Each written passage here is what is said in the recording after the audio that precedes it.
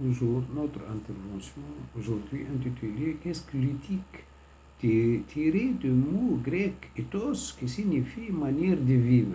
L'éthique est une branche de la philosophie qui s'intéresse aux comportements humains et plus précisément à la conduite des individus en société.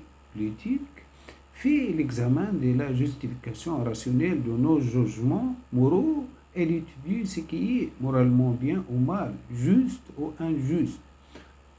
Notre compréhension de l'éthique, qu'est-ce que l'éthique appliquée, que sont les valeurs de l'éthique, ce que la notion de valeur démocratique veut dire dans le quotidien des fonctionnaires. La création du Bureau de valeurs et d'éthique de la fonction publique en 1999 fait suite aux recommandations du rapport au vérificateur général de 1995 et bien sûr à la publication du rapport de solide assise, rapport de groupe de travail sur la valeur et l'éthique publié en 1996 sous la direction de Jean Tet, considéré comme le document fondateur de la réflexion sur l'éthique au sein de la fonction publique fédérale. Le rapport T pose un certain nombre d'éléments susceptibles d'ouvrir la discussion autour des valeurs et de l'éthique publique. Pour plusieurs raisons, la question des valeurs et de l'éthique est aujourd'hui au cœur des préoccupations gouvernementales. La société canadienne vit une période de profond changement. Il en va de même pour la plupart d'entre nous. Nous devrons faire face aux demandes de changements organisationnels et technologiques. Il nous faut aussi nous adapter à un nouvel environnement fondé sur le partenariat avec d'autres gouvernements et les collectivités et les citoyens, parce que la citoyenneté est une notion fondée sur le collectif, sur des aspirations communes, parce que le service aux citoyens doit être la priorité d'un gouvernement qui souhaite renforcer les liens collectifs. Et enfin, parce que le citoyen mieux informé et plus exigeant en ce qui a trait à la transparence du gouvernement. Il est important de réexaminer nos valeurs fondamentales.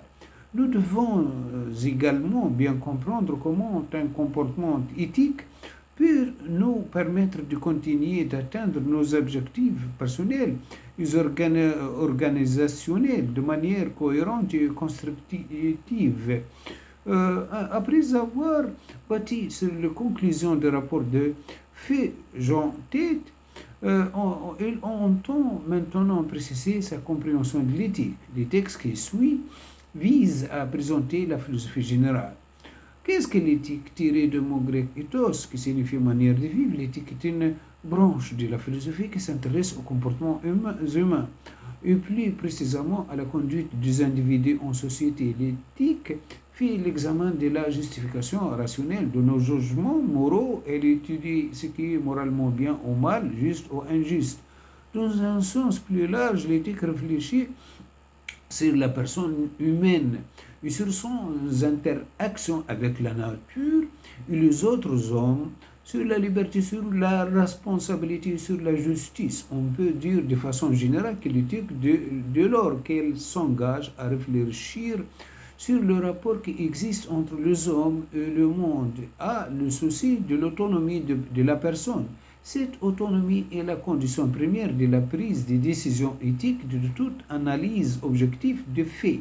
L'autonomie se manifeste lorsqu'un individu choisit, dans un processus décisionnel, de s'affranchir autant que faire se peut de ce conditionnement dans la mesure où cette opération suppose une lucidité certaine permettant de juger objectivement et de décider de l'orientation à prendre. On comprend que la pratique de la décision éthique soit chose difficile à réaliser. Cette conception de l'éthique entraîne bien évidemment des conséquences pour une organisation comme le gouvernement.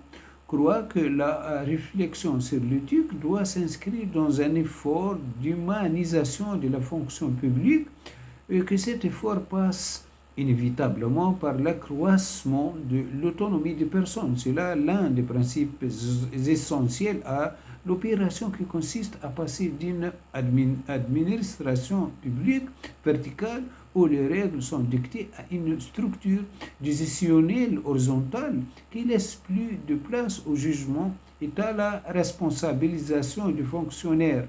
C'est dans cet esprit que le rapport de Solide Assise faisait du dialogue la plaque tournante de développement de valeurs de l'éthique dans la fonction publique. Le dialogue, l'éthique comme principe peut maintenant prendre la forme d'une éthique appliquée. Qu'est-ce que l'éthique appliquée? L'éthique appliquée est une pratique de l'éthique, plus spécifiquement de la philosophie de langage qui envisage d'éclairer le jugement moral qui précède aux décisions que nous prenons dans les différents secteurs de notre existence. L'éthique appliquée présuppose le langage parce qu'elle s'appuie sur le dialogue pour réaliser cet objectif. L'éthique appliquée est une pratique éducative. Elle vise à accélérer la prise de conscience et à accompagner l'exercice du jugement parce que le jugement moral ne s'apprend pas, il se cultive. L'éthique appliquée est une pratique politique. Elle cherche à mettre en place les conditions optimales pour l'exercice du jugement moral. L'éthique appliquée est une pratique politique parce qu'elle a le souci du bien commun. L'éthique appliquée est une pratique philosophique. Elle vise au développement de la critique systématique et créatrice articulée autour de la médiation sur l'excellence humaine. Il va sans dire que cette perspective triple sur l'éthique appliquée implique la mise en œuvre d'un programme étoffé de promotion de valeurs et de l'éthique dans la fonction publique. Or, loin d'atteindre une sorte d'émulation par mimétisme, la mise en place d'un tel programme suppose un dialogue franc. Le rapport très est clair sur cette question. Le dialogue franc est le fondement de la démocratisation de structures et de la gestion éthique de fonds publics. Au fond, il s'agit aussi de rencontrer le bien par le déploiement d'une conscience démocratique partagée par le dialogue. À terme, c'est le développement de la conscience, certes, mais également celui de la capacité de juger qui constitue la tâche principale. Considérant cette mission, on ne peut cependant pas tenir pour acquis que tout le monde, que tous les fonctionnaires partagent un même niveau de compréhension du jugement éthique. D'où, bien sûr, la nécessité d'accompagner notre démarche d'un volet formation visant à solidifier le niveau de jugement éthique des fonctionnaires. On croit qu'il ne sera possible d'atteindre cet objectif qu'en favorisant par la formation une prise de conscience double, à la fois de valeurs personnelles de chacun et de valeurs véhiculées par le gouvernement et plus largement par la tradition démocratique. Que sont les valeurs et l'éthique? Les valeurs et l'éthique représentées, ce que la plupart d'entre nous mettons déjà en pratique quotidiennement par le biais de nos actions. Elles décrivaient la manière dont nous nous efforçons de travailler avec nos collègues de travail, nos partenaires et nos clients. Elles expliquaient l'esprit que nous aimons et qui nous permet d'effectuer notre travail. Nos valeurs, ce que nous apparaît souhaitable, ce qui a de l'importance pour nous, ce que l'on estime et cherche à atteindre, se refléter donc dans nos activités de tous les jours. À titre d'individu, nos valeurs sont issues de notre culture, au sens large. Par exemple, les valeurs que nous tenons de notre famille, de notre éducation ou encore de nos expériences culturelles. À titre de fonctionnaire, nos valeurs sont modélées par les traditions de notre système démocratique gouvernemental. C'est pourquoi il est important de comprendre que les valeurs et l'éthique fournissaient un cadre pour la prise de décision de leadership.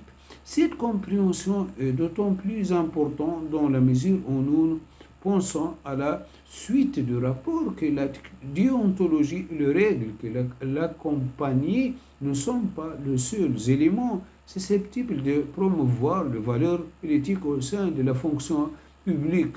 Le rapport précise ce point de la manière suivante. Un régime déontologique tel que nous le définissons est plus qu'une seule initiative. C'est un ensemble d'initiatives qui s'appuient l'une l'autre et se complétaient.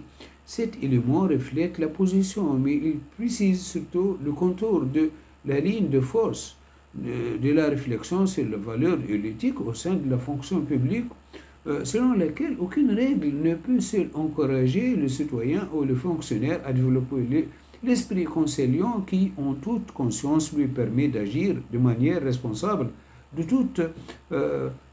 façon honnête et avec justice. Un code seul ne suffit pas à la promotion de valeurs et de normes, de l'éthique de la fonction publique. Il faut mettre en place un dialogue constant afin qu'il soit possible d'intégrer les valeurs et l'éthique dans toutes nos décisions, dans tous nos gestes au sein de notre milieu de travail. La fonction publique fédérale. Notre principal défi consiste à combiner les deux approches, celle fondée sur les valeurs, l'autre fondée sur les règles. Ce que la notion de valeur démocratique veut dire dans le quotidien du fonctionnaire.